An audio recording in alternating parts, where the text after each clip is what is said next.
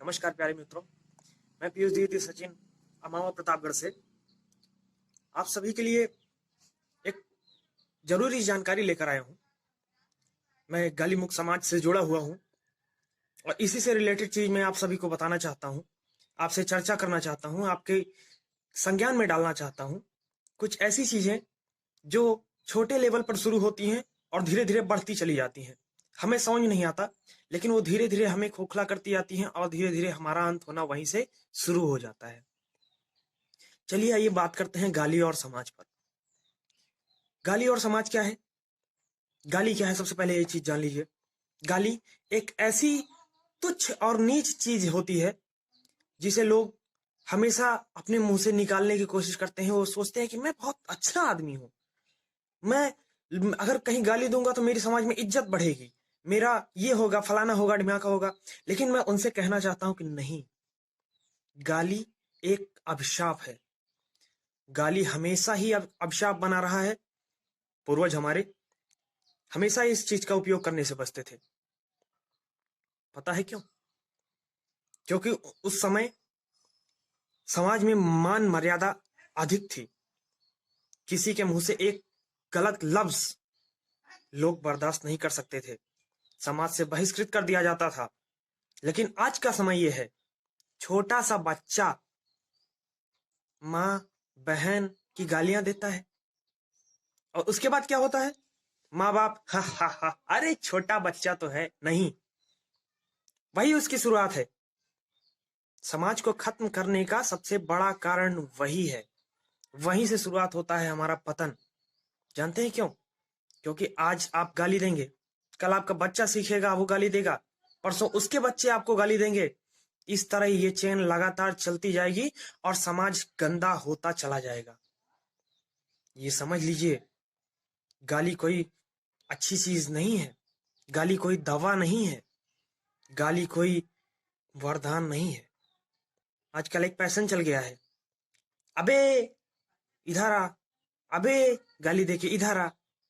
ये सब क्या है? समाज को कलंकित करने का एकमात्र तरीका है ये।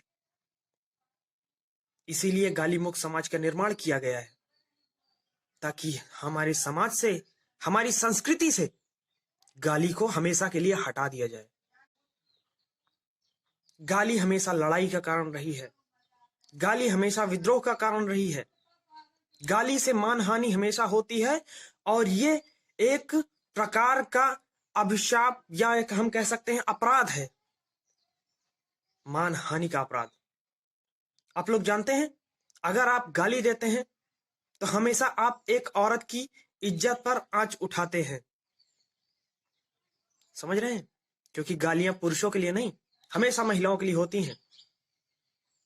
गाली से परहेज करना बहुत जरूरी है, और अगर हम गाली से परहेज करेंगे तो ये हमारे लिए महिलाओं को सम्मान देने जैसा होगा। और रही बात गाली की, तो गाली को तो हम आज नहीं तो कल किसी ना किसी तरीके से तो यहां से फेंक कर ही रहेंगे पूरे समाज से। आजकल देखा गया है कि छोटी छोटी लड़कियां जो धीरे धीरे क्या बोलते हैं किशोरावस्था में जा रही हैं, उनमें गालियों का प्रचलन बहुत चला है। आपस में जैसे लड़के ये बैचलर्स होते हैं, ये सब आपस में एक दूसरे को गाली देकर बोले, उस तरह लड़कियां करना शुरू कर दी थी। अरे क्यों कर रहे हो आप लोग? गाली तो आप लोगों को ही पड़ रहा है। चार बंदे वीडियो बनाते हैं। अक्सर देखा गया है कि लड़ाई के दौरान औरतें ज्यादा गाली देना शुरू कर रही हैं। ये गाली क्यों है भाई? किसने याद किया था? कोई है? कोई नाम लेता है? किसी किताब में आता है पढ़ने के लिए? क्योंकि ये नकारात्मक चीजें हैं और हमेशा इन चीजों को, नकारात्मक चीजों का प्रभाव दिमाग पर सबसे पहले पड़ता है और गाली सुनते ही हम अपना आपा खो बैठते हैं। जान लीजिए। तो ऐसा गाली वाला काम क्यों करते हैं भाई?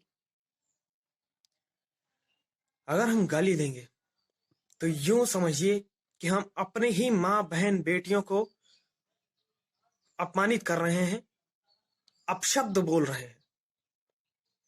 आपकी अगर किसी के साथ लड़ाई होती है, झगड़ा होता है, तो आप उसको मारिए, पीटिए, दंडित कीजिए, परेशान कीजिए, हर तरह से, मतलब जो कुछ भी करना है आप कीजिए, लेकिन गाली उसको मत दीजिए, क्योंकि गाली देंगे तो आज नहीं तो कल वो जब आपसे बलवान होगा तो आपको गाली देगा और ये आपको बर्दाश्त नहीं होगा। की शुरुआत कैसे होती है ये तो मैं पहले ही बता चुका हूं, लेकिन गाली क्यों देते हैं, क्यों आती है गाली बार बार मन में? भाई एक बार दिया, दिमाग खुला, फिर दूसरी बार दिया, फिर करते करते लगातार आपकी गालियां, भाई छोटी छोटी चीजों में आप गाली दे दोगे फट से, ठीक है? तो इसको कम करने के लिए मैं आपको सिंपल सा तरीका एक बताता हूँ। जैसे ही आपको गाली देने का मन करे, नहीं नहीं नहीं नहीं गाली नहीं, ठीक है, पहली बात ये। फिर दोबारा कहीं गए, गाली देने का मन, अरे यार नहीं गलत बात, ठीक है। दोबारा कहीं गए, फिर अरे नहीं नहीं गलत है, नहीं। जिस दिन आपके दिमाग से गाली निकल जाएगी, समाज में आपका मान उतना ही बढ़ जाएगा, ये बात आप जान लेना, ठीक है?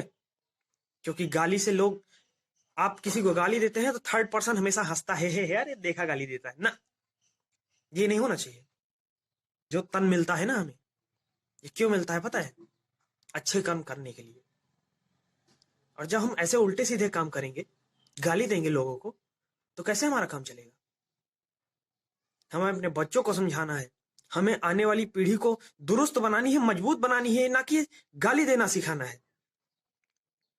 अगर आप गाली से मुक्त रहेंगे, आपके बगल वाला भी आपको मुक्त रहेगा, उसके बगल वाला भी आपको गाली देने से परहेज करेगा।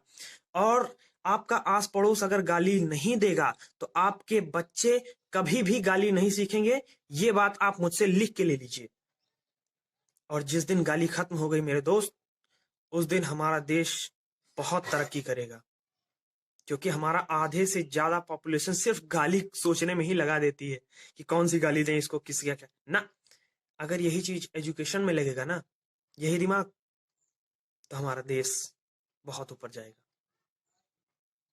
चलिए फिर किसी दिन आपसे मुलाकात होगी, तब तक के लिए गाली मुक्त समाज ज्वाइन कर लीजिए। और गाली मुक्त समाज हमारी एक मुहिम है कि हमारे देश को, हमारी समाज को, हमारे पूरे विश्व को गाली मुक्त बनाना है। ये प्रेरणा रही है हमारे आदरणीय बड़े भैया श्री प्रमोद पांडे जी के द्वारा गाली मुक्त समाज ट्रस्ट का निर्माण किया गया है, जिसका कार्य ही यही है कि हमारे समाज से गाली को हटा दिया जाए।